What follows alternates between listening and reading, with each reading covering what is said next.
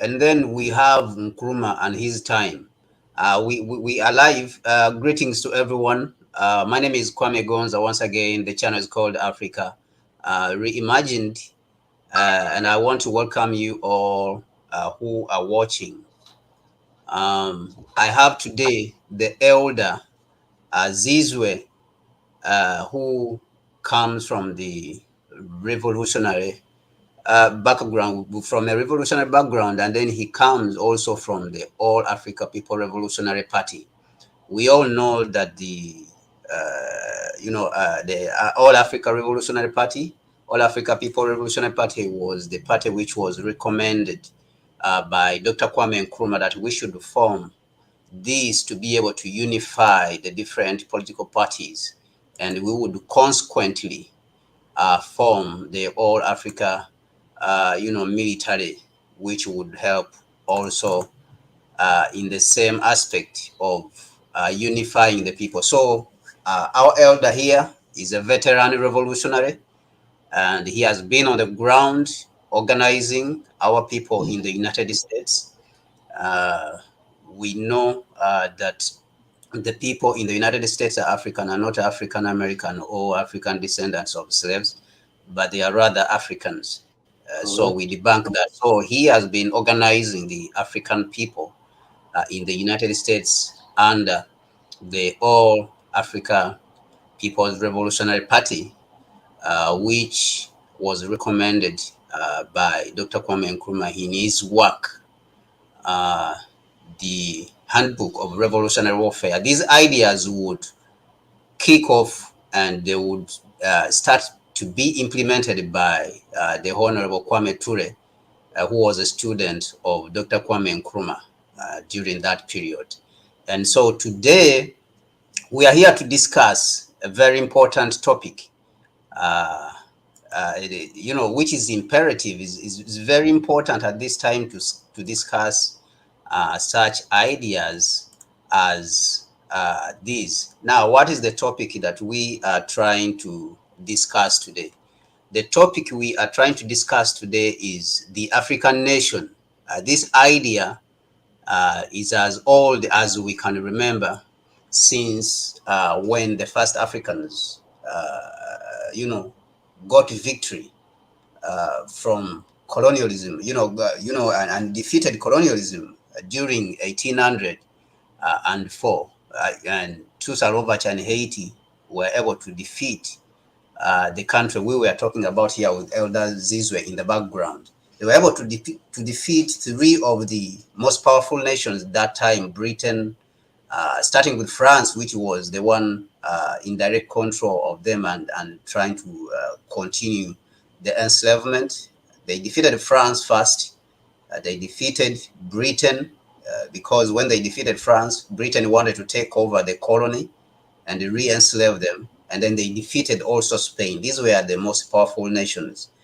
They were the superpowers that period, but they were able to defeat it. So this idea of the African nation would start from that time, and it would be picked on, would be picked up later by a couple of other important Africans, such as Edward Wilmot Blyden, and then later Honorable Marcus Garvey would put it into force and would try to enforce the idea, to implement it on the ground, put it on the ground, organize Africans in the United States, build industries, and then prepare for the implementation of the African nation and reviving of African civilization. So what we are talking about today is the African nation, from a dream to a vision.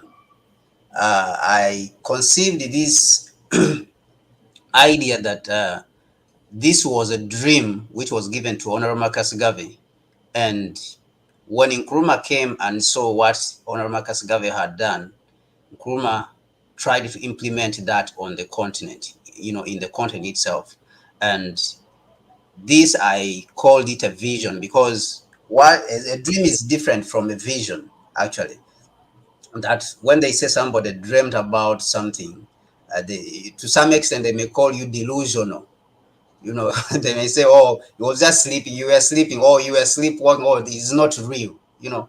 So this is the kind of thinking which Honorable Marcus Garvey had, that during his time it was not even thinkable that we would have a black nation, an independent nation, an African nation which is independent. And many people have actually contested also the idea of independence. People like Honorable Chombori, Ambassador Dr. Chombori Kwa was contested and said that the independence which was given to Africa was a fake independence, so it's not a real independence. But that is a discussion for another day. I contest and said that the independence was real, but the independence was compromised. That was the problem, that we did not protect this independence. So Marcus Garvey did not, during his time, it was unthinkable that we would have a black nation which was independent. But he dreamt about the African nation, and then he would, come up with terms like one nation, one people, one destiny, such terms. And Nkrumah would come and pick up this dream and make it a vision, a clear vision, that he started bringing people together, because he would see the nation clearly and he would start studiously to work on it, bring nations together, bring the leaders together. And he would see it, he would give speeches like his iconic speech which he gave in 1963 in Addis Ababa, because that speech was actually laying out what he was seeing. He was laying the foundation of the nation itself, and he was showing the leaders during the formation of the Organization of African Unity what he was seeing and why they should believe in him, why they should believe in the African nation. So this was a vision, and so the vision was birthed. And when this vision was birthed, now it is operating in what we have today as the African Union, which was transformed. The purpose of transforming the the Organization of African Unity into the African Union was for the same purpose of actualizing the vision of the African nation, because they thought that the Organization of African Unity has done its work, but we have to go to the next level of integrating Africa economically and politically. We can also go as far as discussing, the African Union, which is not a topic for today, and whether it has been effective. We can all agree as Pan-Africans that it has moved away from the mode of operation in the way it is supposed to work in order to achieve the African nation.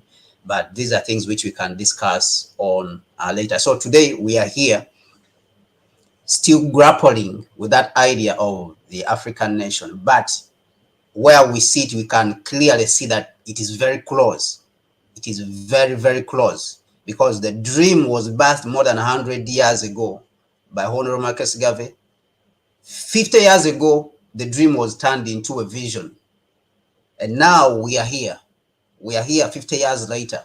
So we believe as historians, as Pan-Africanists, that within the next 25 years, 20 to 25 years, it is possible. Even some people believe that by 2020, we'll be able to achieve the union government of African states, or the political union of African states. But we believe that in the next period, of 20 to 25 years, we should be able to achieve this if we do the right things, because history is on our side. So this is why we invited the elder Zizwe here to come for us to deliberate on this topic of the dream, the vision, the dream which became a vision, and the vision which is becoming a reality, before our own eyes. But we have to put in the work, we, the people of this generation. So I want to welcome you, my elder Zizwe. Thank you very much for allowing me, to interview you and have a conversation with you on this topic, which is very important. This topic of our time that is very, very important to the African people all over the world. We have seen the mistreatment of the African people in the United States, in China, everywhere, on the continent itself, in Europe. the recent, massacre in Melilla, by the European Union of the African people at the border there with Morocco and Spain. So all these, they point to the weakness within the African body, that we don't have a functional state. Our independence, like we said at the beginning, was compromised. So we have weak states which are unviable, what Nkrumah called unviable states, that they are not able to function to their full capacity. They are controlled from the metropolis. So it is on this note that I invited you for us to deliberate on this idea, and the way forward. What should we do? Uh, but first of all, let me give you the floor so that you can give a few words of introduction and to tell my and our listeners and people who are watching what you have been up to, and who are you. I may not have introduced you very well, so that you can fill in those gaps. Thank you very much. Okay. Let me first say that although you say I'm an elder, but I don't consider myself to be an elder in the sense of the revolution. I'm still a student of revolution. I'm still a student of the work of the Pan Africanist and specifically the revolutionary Pan Africanists, such as Kwame Nkrumah, Secretary, etc., Thomas St. Carl, Patrice Lumumba, those people. I'm still a student of. And I also would like to say that I'm not only organized in the United States, I've also spent time in Africa. I lived in occupied Azania and also in West Africa, doing the same work, organizing for revolutionary Pan Africanism. On the question of the dream that Marcus Garvey had, we must unequivocally state that the masses are the makers of history. And even Marcus Garvey, what you call a dream, did not come out of him having this idea in a vacuum. Marcus Garvey was a student of the masses of the people and the movement of the masses of the people, and he learned from those who came before him. If you read some of his works, Philosophies and Opinions, Garvey and Garveyism by his wife, Amy Jacques Garvey, talks about how he learned from people like Edward Whitman Blyden, who came before him and had espoused a concept called pan-Negroism. So Garvey learned from those who came before him, and he was very attuned to the movement of the masses of African people. So this dream that he had was grounded in the reality of the masses of Africans as he traveled through different uh, Caribbean nations, islands, through what we call South America. He looked and saw the conditions of African people, and this when he arrived at the concept of the necessity to organize Africans worldwide. But even before that, he learned about this thing called the United States of Africa from Edward Wilmer Blythe and others. Also, this concept called Africa for Africans, those at home and those abroad. He did not even start that. There was a person by the name of Henry Highland Garnett who was organizing Africans on a Pan African scale who talked about that. And maybe even Edward Wilmer Blythe talked about that. I'm not so sure. But I do know that Henry Highland Garnett did. So What of the gentleman, Sylvester Williams? Sylvester I think, Williams, yeah. yes. Thank you. Go ahead. Henry Sylvester Williams came out of Trinidad. These guys had an organization called the Pan African Federation before Garvey came into the scene. Are you done? Okay, finish. That's my daughter I'm talking to. Okay. So they had an organization in the late 1800s in which they espoused certain concepts about the necessity to fight for the humanism of people of African descent and people in Africa. That was laid the groundwork for the first Pan African Conference of 1900. And that was when W.B. Du Bois was involved in that organization. And he took it over. And that's what led to the Pan-Africanist Congresses that he organized from 1919, 23, 27, and the Fifth Pan-African Congress of 1945. Parallel to that, Garvey organized several African conferences on his own, primarily in New York City, and in which it was a Pan-African vision that he espoused. Because, as you know, his famous speech was like, he looked around the world and he said, "Where's our black army? Where's our black government? Where's our black heads of state?" You know, that kind of thing. And he set out to build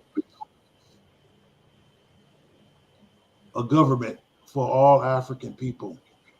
And that's when he moved to New York City and began to exactly do that kind of work. While at the same time, you had the other formations of Pan-African work being done at the beginning of the 20th century in the early 1900s. Can I help you? Okay. Let me Okay. Yeah. to my daughter. Hello, real quick. Say hello, Uncle. Okay. Hello. Go and get your teeth brushed and get your juice. Go get Yeah. some. It's very good you have started with and given us the background, Yes. a little bit of background on Pan-Africanism itself, and where it started, how it started.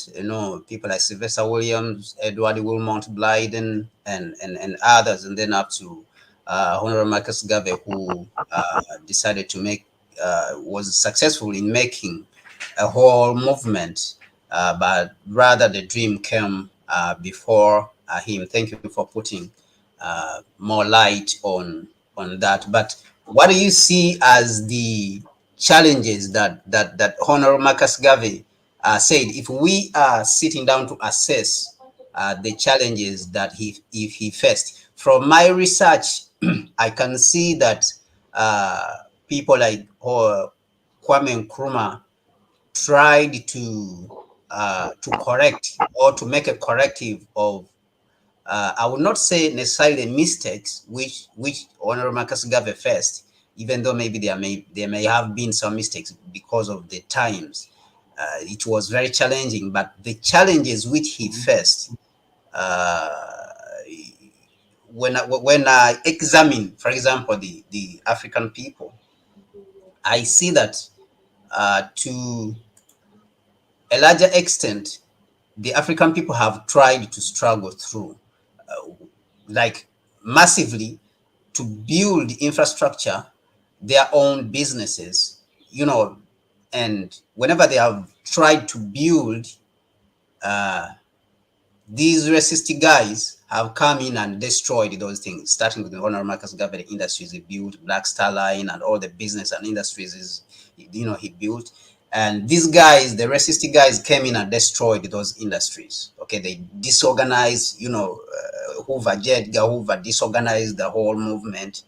And then the Africans did not stop there. Actually, they have been saying that the Africans are lazy. But this is to disprove. These things are the ones which disprove. Now, they came again and built Tulsa, Oklahoma, which was very successful, which was a very, very successful, experiment. It was even called the Black Wall Street. So you can see that these people were still struggling through fighting to go through, a system that was actually against them. And where any other group would not have succeeded. We see what happened to the indigenous people in the United States, that for them they were wiped out. The indigenous people in Australia and New Zealand, they were wiped off the place. They were not able to withstand. But this goes on also to show how resilient the African people are, that they are able to withstand all these challenges. So, but the missing ingredient in all this period, what I see is that uh, uh, uh, was the political.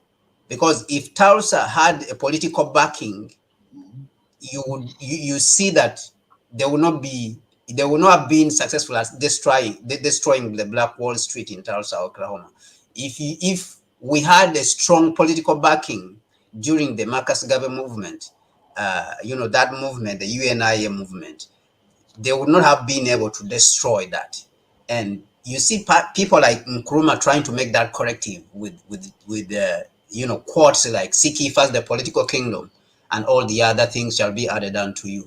And then even in 1963, Nkrumah makes a statement and says that African unity is a political, kingdom which can only be achieved by political means. The social and economic, well-being of the African people will come, only through the political means, not the other way around. Because even many people today, including those ones who are pushing the Africa Continental Free Trade Area, they are operating at the economic level, but they are not understanding that these things are supposed to be political decisions.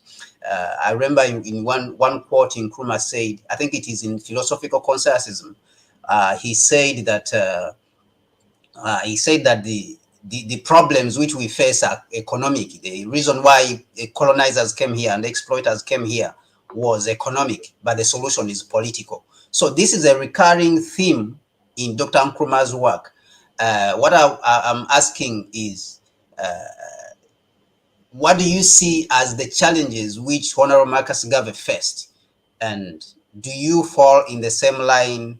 Do you have the same outlook which Nkrumah had, that the political space, the political ingredient was missing, and that is why our people have been defeated, even though they have been very enterprising and very resilient?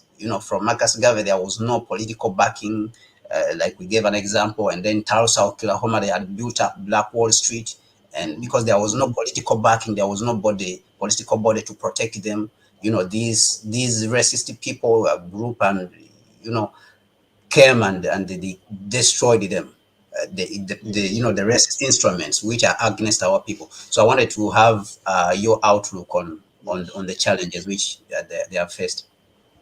Well, first of all, we need to understand the conditions of the world and the conditions of Africa at that time when Marcus Garvey set out to organize to liberate our people.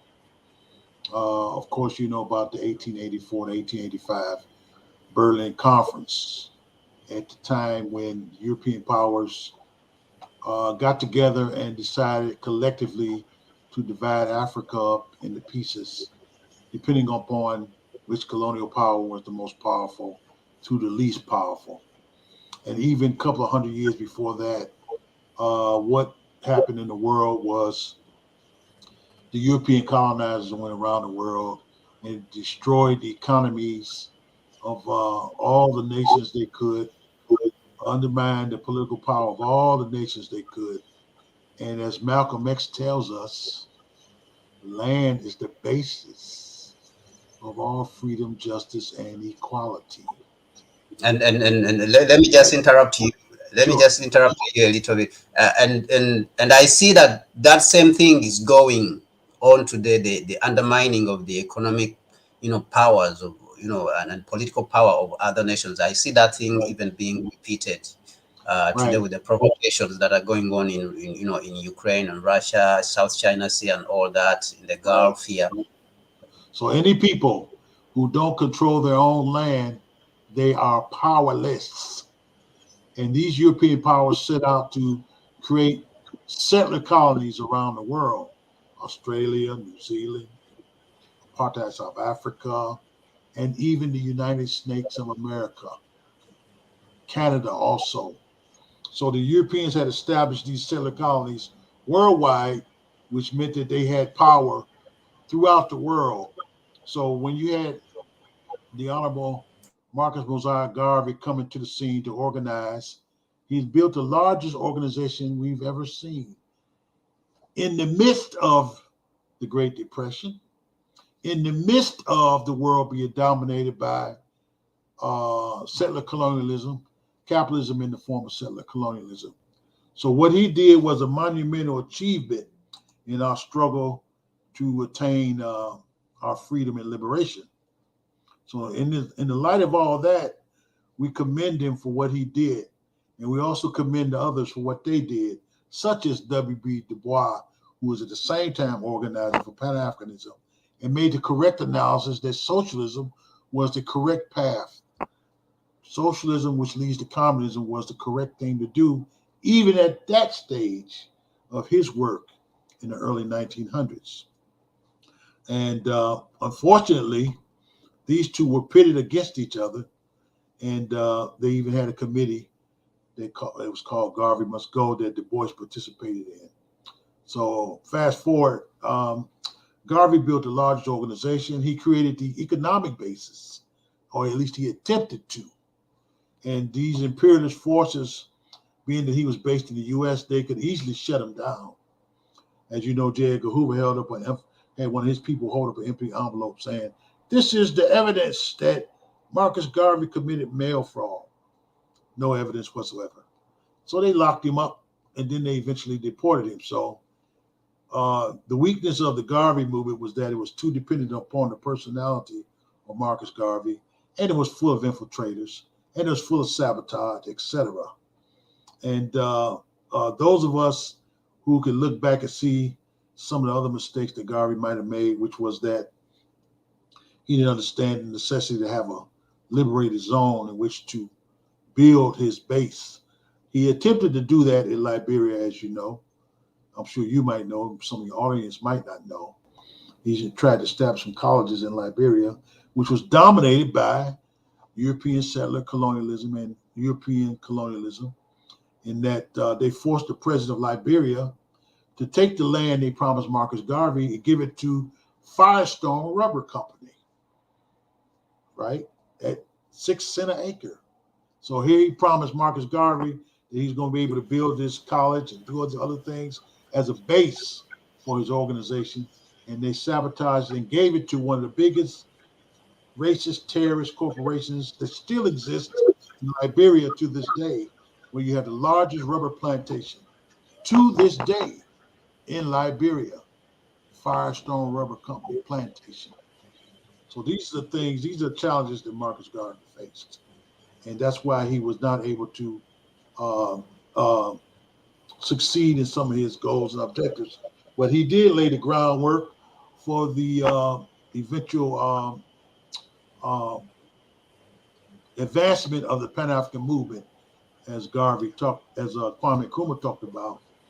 The Philosophy and Opinions of Marcus Garvey was the most influential book in his mind. It led him to organize the Fifth Pan-African Congress, in which he put together the two major strains of Pan-Africanism, which was the Du Boisian strain and the Garveyite strain. At the Fifth Pan-African Congress, you had Amy Ashwood Garvey. You also had Du Bois. So this was what was so great about Kwame Nkrumah. He was able to merge those tendencies, and at the same time, him and his comrades who did that Fifth Pan-African Congress were able to make the more scientific analysis and understanding what exactly needed to be done to liberate Africa and use Africa as a base for revolutionary Pan-Africanism. When they said that that colonialism and imperialism was the enemy, and that we need to build mass-based political parties, as you alluded to, that politics, political power, is the first thing, first of all, that we need in order to get everything else, as you correctly quoted Kwame Nkrumah, seek ye first the political kingdom, and everything else will follow. So these are some of the things they learned from the experiences of what Garvey and Du Bois and uh, uh, Henry Sylvester Williams and Edward William Blyden. So here we have the masses making history through these giants that preceded Kwame Nkrumah, who laid the groundwork so that he could come along as a student and advance the struggle forward. And now we're in a position to learn from the mistakes of those in Kwame Nkrumah's era so that we could take the struggle to liberate Africa and the world even further and do the final death blow to the capitalist imperialist system and neocolonialism in Africa. So, like you said, we're really, really close. It's just a matter of having the correct analysis. Our party says we need to take a nation, class, and gender analysis to understand correctly that the next, like Nkrumah wrote in the book, neocolonialism is the last stage of imperialism. But at the same time, it is perhaps its most dangerous stage. Yes. As we see, U.S. is in Africa in the form of what is called AFRICOM. U.S. is in Africa trying to prevent African nations from becoming stronger and operate on a continental basis. And one of the mistakes of the movement in Africa, the independence movement, as Kwame Nkrumah correctly analyzed, was that you can get nominal independence or flag independence, but you still have to get economic independence. And he called for the integration of the economy of Africa, and also did Patrice Lumumba and Modibo Keita, Ahmed Secretary, and many others who saw the necessity to form a political union of the whole of Africa. But because of the folks who didn't have that same analysis, they had to compromise. And the compromise was the formation of the Organization of African Unity in 1963. So just think if we would have one unified government for the whole of Africa, as was called for by the revolutionary Pan-Africanist forces after the All-African Conference of 1958, how much further along we would have been in terms of Africa being unified and socialist. And that's where we are today, is that we have to have one continental government, and that's going to only come about through the organization of the All-African Committee for Political Coordination, which serves as a liaison between the All-African People's Revolutionary Party and all those parties that's going to make up the All-African People's Revolutionary Party and the All-African People's Revolutionary Army, which is going to be the high command to destroy neocolonialism and drive AFRICOM out of Africa, drive the U.S., France, and all the rest of them out of Africa, and also drive the colonial puppets out of Africa, so that we can So I want to ask, I want to pick up a bit from from the statements you made. Yeah. Let me start with the struggle between Honorable Marcus Garvey and W.D.B. W.E.B. Du Bois. We see that this came to be repeated later, for example, between Malcolm X and Martin Luther King Jr., which definitely these two had taken a step to resolve later on, before they would kill Malcolm and Martin Luther King Jr. later. And we see it also played out again between Nkrumah and Nyerere, also at the OAU. But Nyerere later would come to admit in Accra in 1997 and say Nkrumah was right. We should have unified this thing. Yeah.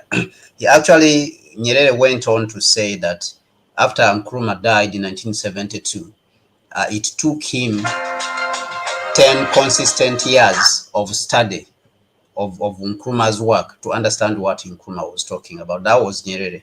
That for him to be able to understand what Nkrumah was talking about, he had to study Nkrumah's work for 10 consistent years after Nkrumah's death. So, but this friction which normally develops, have we learned from it? And as the All Africa Revolutionary Party, uh, are there steps that we have taken to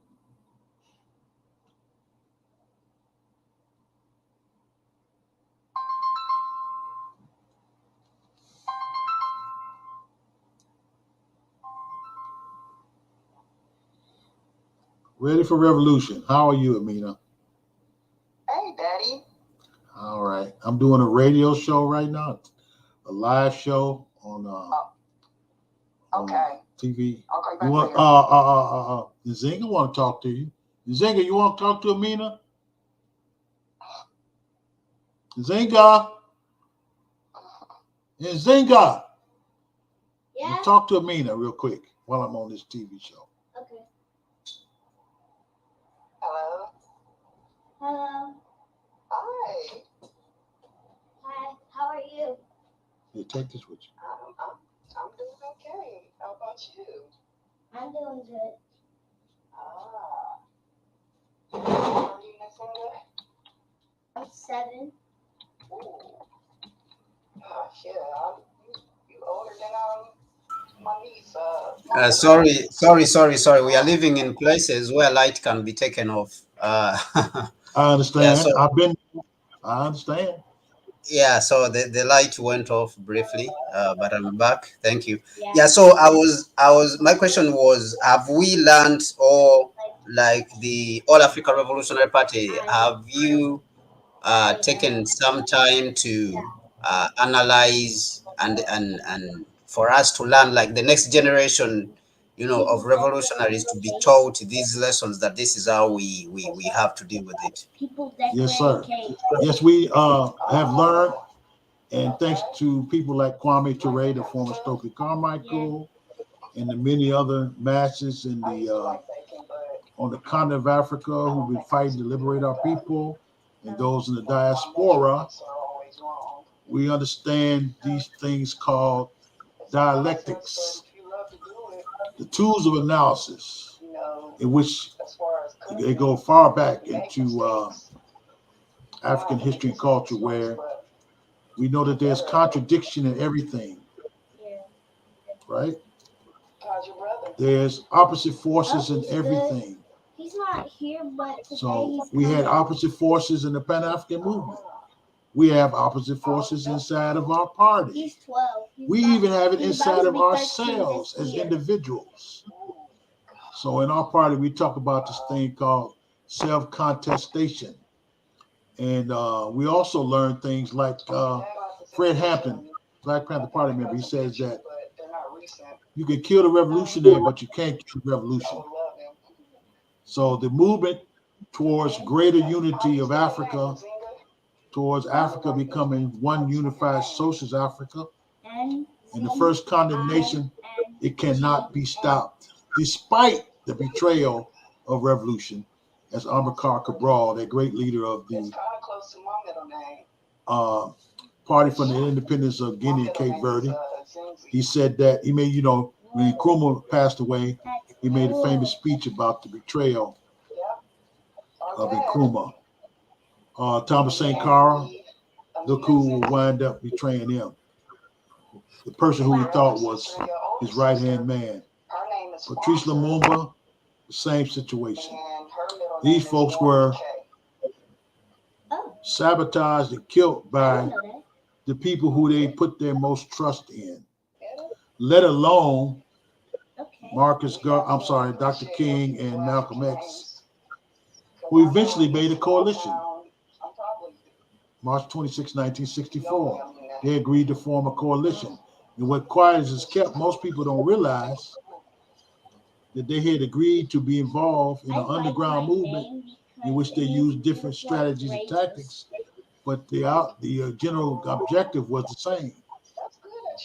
One of the people who founded this organization called the Revolutionary Action Movement did his doctoral dissertation on that, the fact that they formed a coalition here in the city I live in. And Kwame Ture confirmed that when he gave his speech This last speech at what you call the African Slave Theater in New York City in 1997, 98. He talked about how when Malcolm X was suspended from the Nation of Islam and eventually decided to resign and form two organizations, an organization of African American Unity. After going to Ghana and working and talking with the revolutionaries in Ghana on a boat called ISIS and under the counseling of Kwame Nkrumah. Kwame Nkrumah told him you could stay here because the FBI, CIA, they plan on killing you. But he said, no, he won't go back to the snakes. And they talked about, it's one of the discussions in our party right now is whether or not when Malcolm X was in Ghana, working with Kwame Nkrumah and talking to Kwame Nkrumah and others, was it at that point that they decided that they were going to have an organization that's linked to the OAU as a way to coordinate the struggle internationally? So as you know, Malcolm X formed the OAU. And not long after that, he was assassinated. But the point I'm making here is that Dr. King and Malcolm X, they had different strategies and tactics, but they agreed on the same objective and they formed a coalition. Most folks have no clue that actually happened. You know, Malcolm X went to Dr. King's church in 1964 and spoke to the youth of the revolutionary movement or the student youth movement in the United States. Dr. King at the time was. So we know these things happen, disagreements, the closest comrades may come against you. And this is true everywhere. You see it in Cuba that happened. You see it happen in China with Chow and Lai or whoever that was. The Chinese Communist Party had Lin Biao, who tried to escape on a plane after the Chinese took power. So this stuff happens.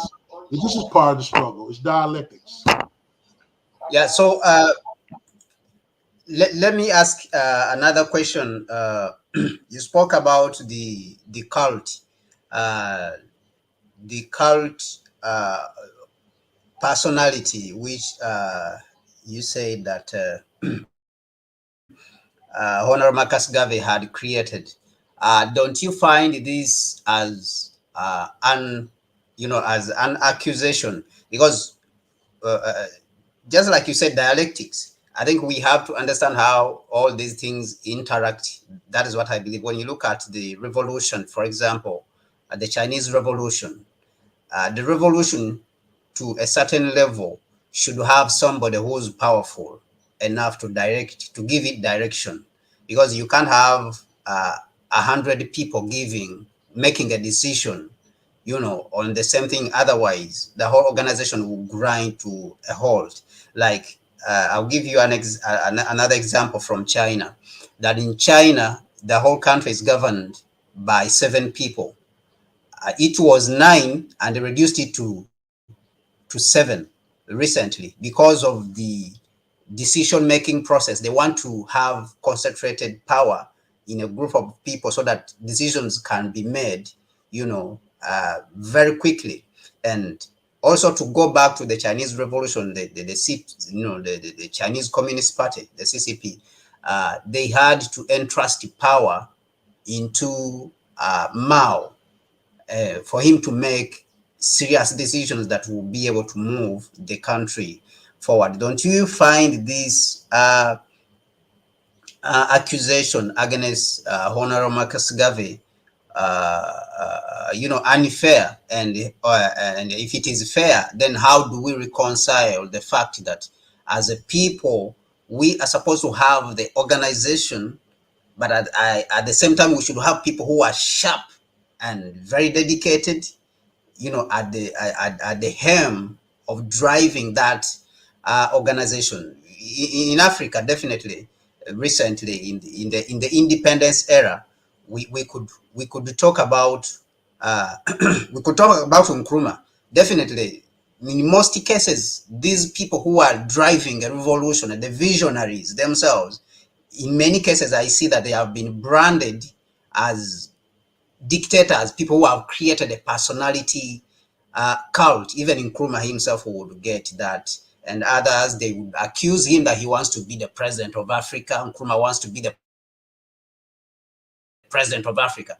That is why Nkrumah is moving in this manner. That is why he's moving this direction. That is why he's pushing the idea of a united Africa. So all these accusations, which have actually come to realize that they are imperialistic plots against some of these leaders who are trying to push forward the agenda of liberating the majority of the people from imperialist exploitation. So how do you reconcile these two things? And is this fair to say that Garvey had created a personality cult, yet he was the leader of the movement and is trying to liberate more than 300 million people at that time? Please forgive me for the noise. My daughter's talking to my other daughter on the phone. To answer your question, what the Chinese Revolution uses is a principle called democratic centralism. And this is a guiding principle for all revolutionary organizations and nation states. China's not governed by 7 people, not at all.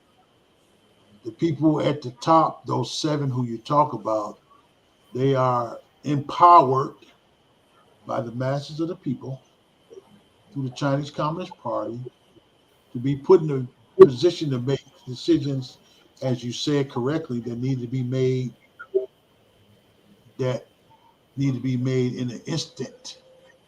That might take a long time if you let a million, China has 1.8 billion people. You can't ask everybody at once to vote on and discuss every little thing. 1.4. So, I think it's 1.4 million. Right, that's what they say, but that's debatable. Anyway, so the point is that in order to understand how to organize the people and organize a revolutionary state, you have to use the principle of democratic centralism. Whereas bourgeois democracy is one in which the United States practices and other countries say, well, you go and vote every 4 years, and that's it. But in a democratic centralist organization or government, the people are involved in the study, the work, everything. And they're the ones who build up and decide what are the conditions, what are the issues, what is this, what is that the people who are at the top of the structure gather all this information from the masses and look at the sentiment of the masses and come to a final conclusion for a principal decision. Like, for example, there was a vote in the United States recently about whether or not women should get abortions, and they said they can't get abortions. In Cuba, abortions are free and available for everybody, free healthcare. Same thing in China. So this kind of stuff is studied and discussed among the masses of the people, and after a period of discussion and the information is sent to the top of the structure, there's a decision made. So that's an attempt to explain how democratic centralism works. So you have to have, it's just like the human body has a brain that has to make a decision in an instant in regard to if you put some fire in your finger, your brain tells you your hand to move. So that's what the Central Committee of the Chinese Communist Party serves as the brain of the whole nation of the Chinese people. And so, Absolutely. Yes. Just on the let me just throw in a little bit of another question there. I heard of what Mao, when I was reading one of Mao's books.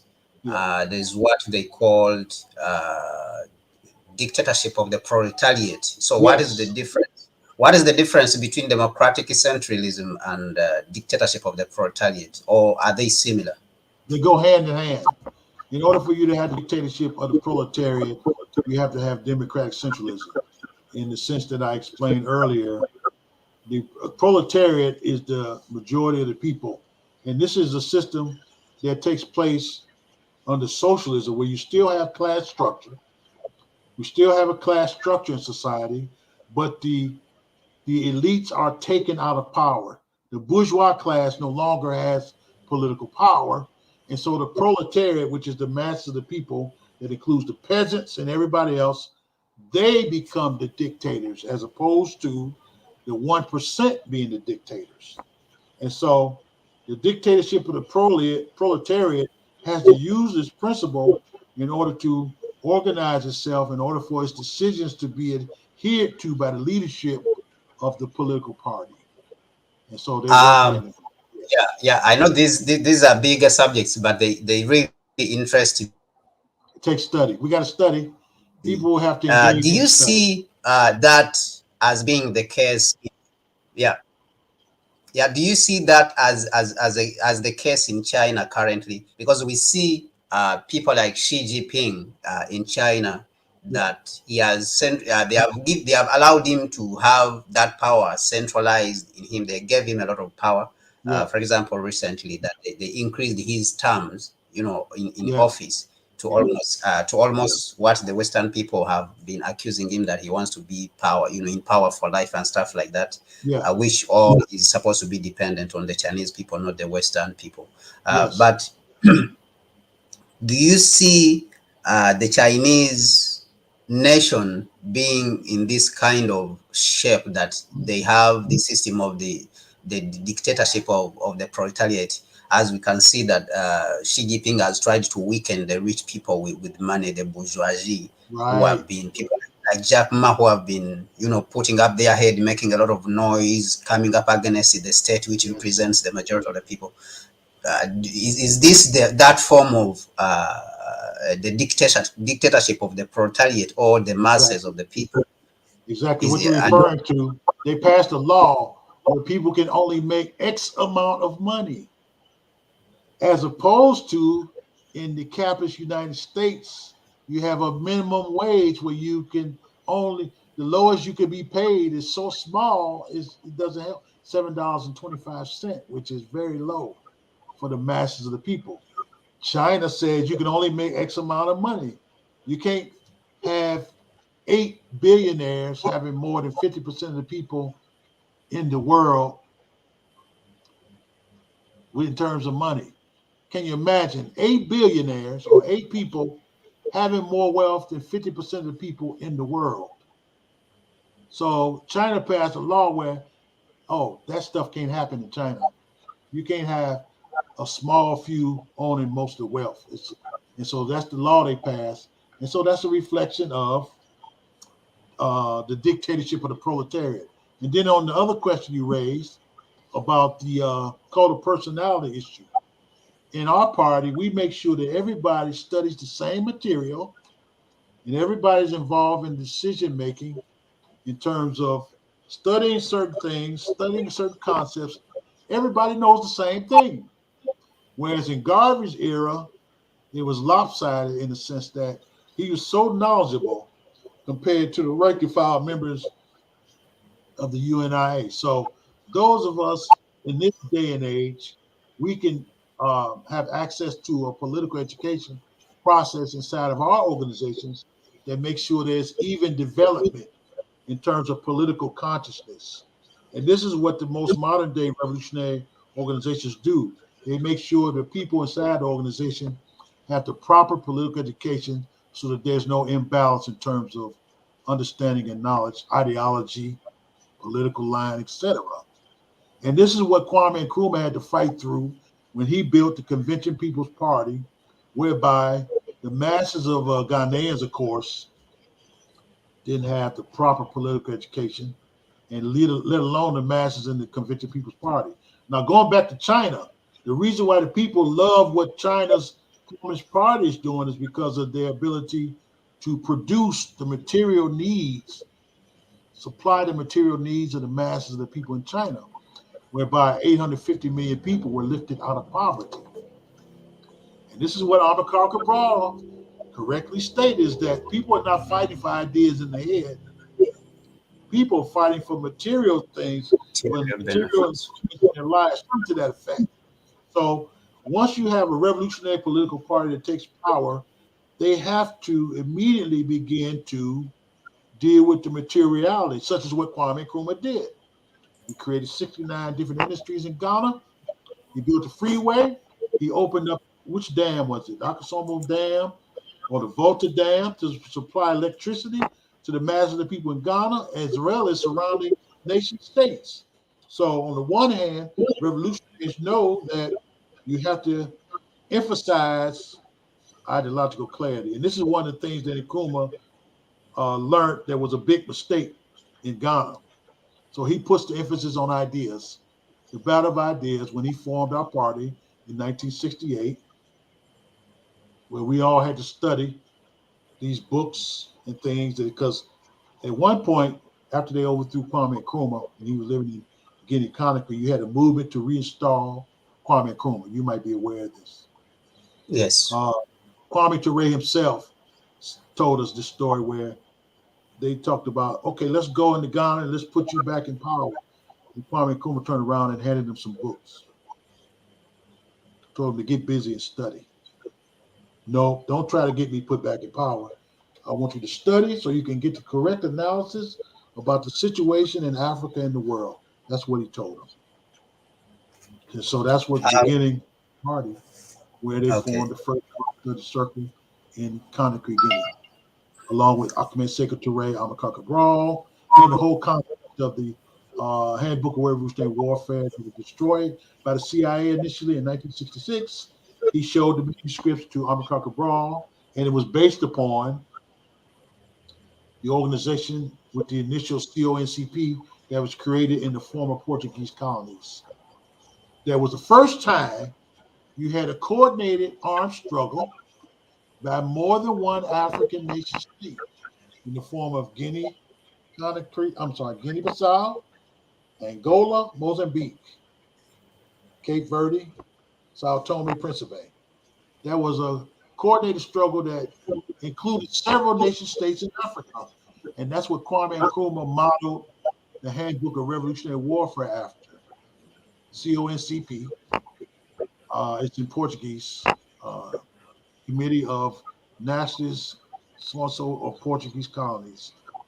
That's what it stands for. And so he just broadened that to include the whole of Africa when he talked about the necessity to create a high command that included the All African People's Revolutionary Party, which is supposed to be a synthesis of the political consciousness of the central committees of all the revolutionary and Pan-African, all the revolutionary parties and the revolutionary Pan-Africanist parties in Africa. And this is what our mission is today, is to bring them together in the All African People's Revolutionary Party, and the All African Committee for Political Coordination will serve as the liaison for that strategy. So we're working on that right to this day. And we got some good prospects coming where the parties are beginning to see there has to be continental unity in regard to our political military coordination so that we can destroy neocolonialism and get the U.S. and the rest of the neocolonial puppet militaries out of Africa. In recently in one of the videos which I saw from the army spokesperson of the Uganda People's Defense Force, he was talking. He was commenting about the happenings in the Congo. I don't know whether you have come across this information. And the East African community has tried to come together as much as possible. In 2021, the Congo was admitted into the East African community. And recently, the East African community has created an East African military force to intervene in the Congo to flush out the disturbance and the rebel groups in the Congo. Do you see this East African military force as, you know, a movement in that direction? Do you see it as moving in that direction of creating an African high command? Because we No, will sir. agree there is some contradictions because of the way these states are intertwined. Their interests are intertwined with the neo-colonial interests.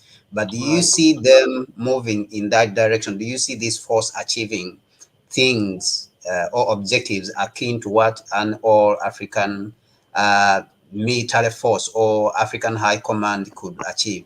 because during the meeting when the East African force that was held was they had a meeting and they invited even the United States, Japan, Korea, Britain, France, and they were telling them that they are going into the Congo to solve a problem which has been in the Congo for the last 60 years.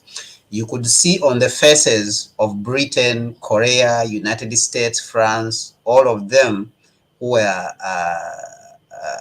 defense attaches, from the embassies of the United States. You could see them that on their faces they were worried about what the East African military force is going to do in the Congo. So that is why I was asking that, regardless of the intertwining of the interests, the neo-colonial interests with the existing neo-colonial states in East Africa, do you see the East African military force, unified military force, achieving some of the Pan-African objectives when it goes to the Congo? No, we have to have an all African military force. And even before we do that, political first, as you stated yourself. Seek ye first the political kingdom. It has to be all African political party, which is the one that tells the army what to do in regard to solving the problem of terrorism cross border between Uganda, Rwanda, Congo. Now, these borders, of course, were put in place by who? The European imperialists.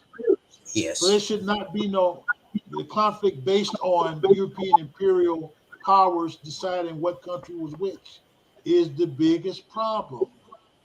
Because as you know, you have tribes that are in all three borders, maybe, or you know, so you can't go by that. You can't go by the imperial borders. That's why we have to have an all African mass based party, and there has to be mass political education and also all African army so that we deal with all Africa's problems on a continental level, and we will have the strength enough to deal with the terrorism that takes place in the eastern part of the Congo or Rwanda or Uganda, which I don't agree with. The president of Rwanda, Uganda are tools of imperialism, in my view, and therefore they use the military for the same purposes for their own micro-nationalist interests. We can deal with the problems of Boko Haram in Nigeria and all the other issues if we have a continental force that's based on the organization of masses of the people and the proper political education is done. So that's why it's important to go from a continental level, no less than that. As Nkrumah said, Africa must unite. Thomas St. Carr, what did he say? A military man without proper political education is a what? Potential criminal. And so what they have doing is they have created a condition where you get these potential criminals who going into the Congo, rape, robbing, and pillaging, and vice versa. The folks in the Congo who going across those um, imperialist borders doing the same thing to other Africans in Rwanda and Uganda. So it's going all over the continent like that, you know. And like with Boko Haram, look at what they're doing in Nigeria. But yet Nigeria could go into Sierra Leone and stop bloodshed, or go into Guinea-Bissau. They got troops in Guinea-Bissau right now, supporting the illegal government in Guinea-Bissau. But yet, when the military overthrew the government in Mali and Burkina Faso, why didn't ECOWAS send troops into those countries? It's because they're trying to serve the neo-colonial and the imperialist interests in terms of sending troops to certain countries to prevent the masses of the people from taking power, like in Guinea-Bissau, under the leadership of PIGC. See, so those regional forces, no. We have to have an all-African committee for political coordination, army, and precede all that, an all-African People's Revolutionary Party that engages in mass organization of the people, composed of the revolutionary and revolutionary Pan-Africanist political parties that must engage on a campaign of mass political education throughout the length and breadth of Africa and the diaspora, as a matter of fact, so that everybody's on the same page and dealing with our problems once and for all to rid our So, continent of the enemy, which is the imperialist. so in this, are we talking about educating all the African people, 1.7 billion people, or are we looking for a critical mass that is able to cause the change that we are looking for? I would say it's the critical mass, as you stated, um, and that would primarily be the youth, as we discussed before, and the women, because the women are actually the backbone. And Africa being 90% peasantry, it's the women who are the peasants who are doing most of the work. And but you also have to have an alliance between the students and the workers, first of all, and then take that group and make an alliance with the students and workers along with the peasantry. And this is what Amilcar Cabral was able to do in the struggle in Guinea-Bissau, was to make that alliance between these class sectors. And see, that's why class analysis is so important. Mm. So when you have and if you see what happened in China, what happened in Cuba, China was peasantry primarily. And what did they do? They sent the people from the urban areas to the countryside to educate the peasantry. This is the same kind of thing that has to happen in Africa. The students and So the youth got to go help the peasantry, right, in mass so to bring talking about about political development. Yeah. mm, talking about class analysis, do you see today, do you see any organizations that are vigorously engaged, or individuals who are vigorously engaged in analyzing uh, the class composition of African society today, even the states itself, organizations or individuals who are seriously engaged in this revolutionary work of analyzing the structural makeup of African society today, just like what Yes. Nkrumah did in class struggle in Africa, how they were, during their time, they were really involved in breaking down the society, our society, as in the form of analysis, trying to understand Yes. what should be done, what is the right methods of approaching. Do you see any people engage in that kind of work today, or have the people given up completely because of the overwhelming force and power of neocolonialism? Number one, the people never give up. They're gonna keep resisting and rebelling. And then number two, there's many organizations that are doing exactly what you said. The only problem is that they're scattered and small. Like for example, you get the PDOIS, the the People's Democracy of Independence and Socialism in the Gambia, and their leadership has provided that exact same analysis. In occupied Azania, you got Azanian People's Organization. The forerunner was the Black Consciousness Movement. They have the same kind of analysis. The Pan-Africanist Congress of Azania, they have the same analysis. The Revolutionary Socialist Pan-African Movement of Zimbabwe is a very small organization. They have the same. The Socialist Movement of Ghana, led by Kwesi Pratt, they have the same. And there's many, many, many more that have the same kind of analysis that are small or not as small as others that we have to bring together in coordination. And then those parties that are in power, we have to get them involved in the same process, like the MPLA, like Frelimo, like SWAPO, like the PDFJ in Eritrea. We have to get them all involved in this same process of coordinating our struggle on a continental wide basis, such that we have the correct revolutionary analysis and those who have what we call a liberated zone to use as a base. Because the enemy figured out 50 years ago, 60 years ago in the 60s, that they had to destroy any kind of liberated zones that could be served as a base for revolutionary Pan-Africanism. Thus, first of all, Patrice Lumumba, they overthrew his government. Modibo Keita, they broke up the uh, the Union of African States that was between Mali, Guinea Conakry, and Ghana. They broke that up. They overthrew Kwame Nkrumah. They destabilized Nigeria. So the enemy uses these strategies to make sure that. And then more recently, what happened with Libya? Libya was a base that could have been used to launch the Pan-African struggle. And so they saw this coming through Gaddafi's efforts and also the economic independence that he was promoting. So they had to destroy him. And they made up a bunch of lies. Like Kwame Ture taught us, they don't lie some of the time, they lie all of the time. So here you have, on the question of dictatorship, okay, Gaddafi's a dictatorship, but gas is 14 cents a liter, free education, free health care. You get $60,000 when you get married. Every time you have a child, you get another $50,000.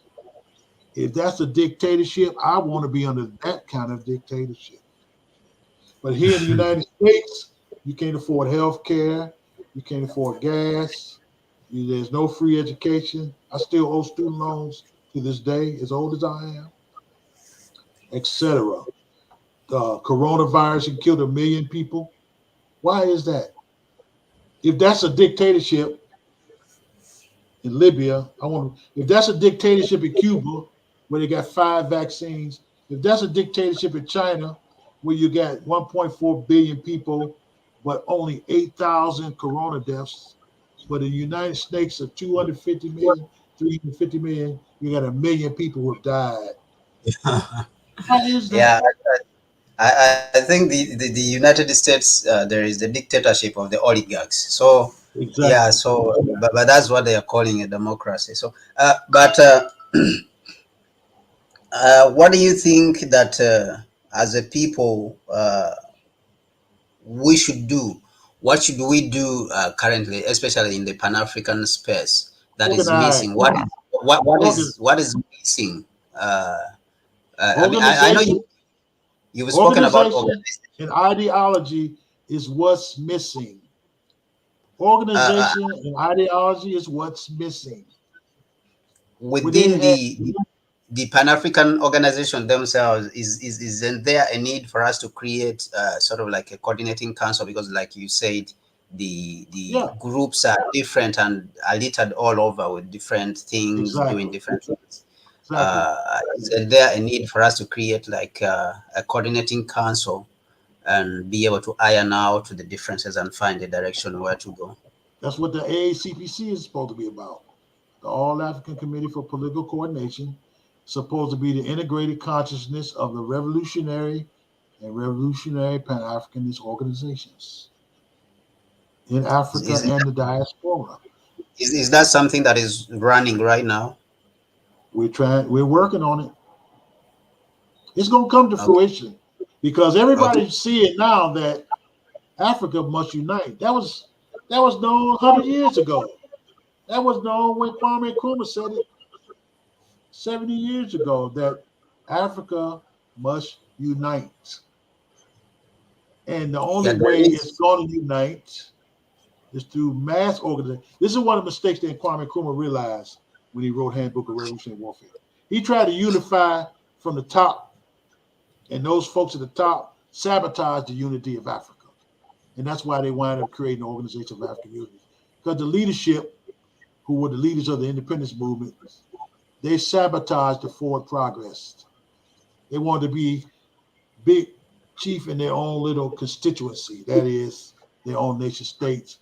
And like you said, they said, oh, Kwame Nkrumah is trying to be the president of Africa. No, I'm not agreeing with that. They said the same thing about Gaddafi. Gaddafi wants to be the president of Africa. I'm not agreeing to that. So they want to control their own people and benefit from being the elite in their own so-called nation state. And at the same time, the capitalist and imperialist countries are controlling them as junior partners. See, Yeah. they make a class alliance with the dominant capitalist countries and the dominant capitalist class, and they become the junior partners, a la Paul Kagame, a la this guy Museveni, Uhuru Kenyatta, you name it. All these puppet leaders, they're junior partners in the anti-people's class, as Ahmed Secretary talks about. They're junior partners, and they keep our Yeah. people in the most horrible conditions. No electricity going out like yours just did. There's no reason on earth why Ghana should not have a electricity 24/7. There's no reason why occupied Tanzania or South Africa, they still have rolling black, what do they call it? Load shedding. Lord sharing you. In South Blackout. Africa, I lived there. It's industrialized. And the lights still went out every few days. And as rich as South Africa is, as rich as the Congo is, we don't have running water and electricity for the masses of the people. That's because we still are dominated by imperialism in the form of neocolonialism. And until we get these political parties to come together under common ideology, common organization, we're going to remain in the state that Africa is in at this point. It's worse than it was 60 years ago. Yeah, just before we close I would like you to reconnect for the audience. The today's topic, what we were talking about, the dream of Honorable Marcus Garvey, the vision of Honorable Kwame Nkrumah, Dr. Kwame Nkrumah, and that how that should be turned into a reality, how that is relevant, how that dream and vision are relevant to today and what is going on. And we as African people, especially those at the center of the struggle, what we should be doing uh, in order for us to bring about this union of African state, or the United African States of Africa as was envisioned, 100 years ago. Just before we close, this is just the last question. Okay, thank you. Yes, first and foremost, we need to understand the masses are the makers of history. Although we have people like Marcus Garvey and Kwame Nkrumah who are looked upon as these great leaders. And we have to get people to understand that these great leaders only could do what they did because they had millions upon millions of people supporting them and also involved in the same process with them. So we need to take more focus and put it on the masses, less focus on individuals, more focus on mass organization, as Garvey was a mass organizer, built the largest organization we ever had, and Kwame Nkrumah, who was a mass organizer. Since he was a college student in the United States, he kept building organizations as the African Student Association, up to the Convention People's Party, to the All African People's Revolutionary Party, etc. Mass organization must be the focus, and the mass movement of the African people must be our main concern in terms of getting them to have common ideology and common organization. Because we have so many people who contributed. Unknown, those who are known and those who are unknown. And a special focus on our women and our youth must be center of the whole movement of African people in order to build one unified socialist Africa. Thank you. Thank you very much. Thank you so much.